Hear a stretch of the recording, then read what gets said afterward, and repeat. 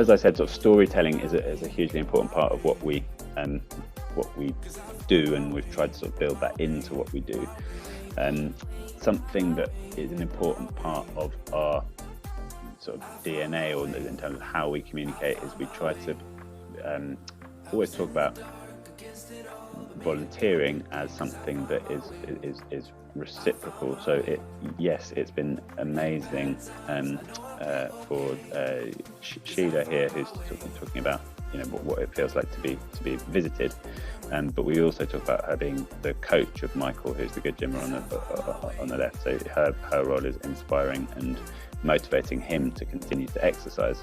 And so she's not just a recipient of help, she's actually someone who's providing help to someone else, which is itself an important part of well-being. So that's really important, that we feel like it is a reciprocal, and that it's not just someone doing something good for the sake of it, but always recognizing that is a fun and exciting and positive thing to do too.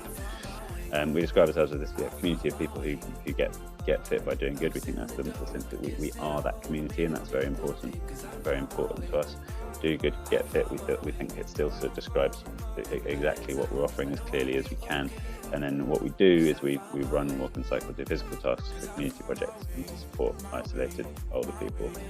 I suppose we do still struggle with this, and simplicity is something we're working on. We are, though this does a good job, I think, of trying to present what we do as this gives us focus, and still the ways in which we deliver that can be complicated, and I'll talk a bit later about how we're trying to simplify. We're roughly this sort of split, 50% word of mouth and 50% social media, and that's kind of how we that's what keeps us going in terms of so we do various activities to try and encourage that word of mouth to spread, and for people to share and talk about what they've done with Good Gym. And then the other 50% is pretty much social media. We do some production of stories and all of the things you might expect, but we also and most of the time that's going to reach people through social media channels.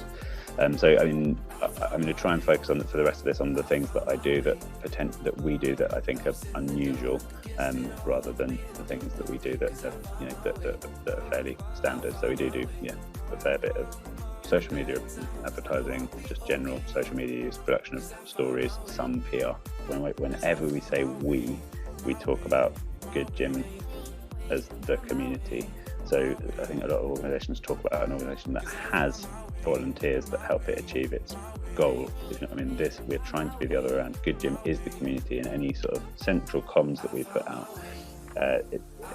any time we refer to we, it should never refer to the central team, it should refer to the entire Good Gym community.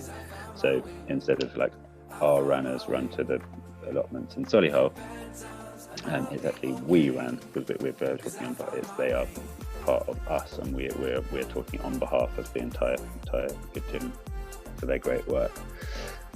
Our position is that it's not our responsibility to thank them, in that it is no Good Gymmer is doing what they do to help Good Gym. We're not the owner of that task, and they're not doing it for us, so it's not our responsibility to say thank you.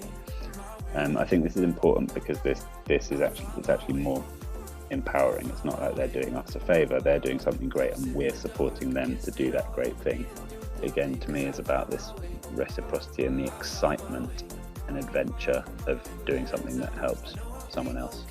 This is someone talking to the coach that she's been visiting for a long time, and just those amazing shared experiences and the wonderful things that she's learned, and that sense of community in a city that can sometimes feel cold is just, I think, really beautifully expressed. I found my way.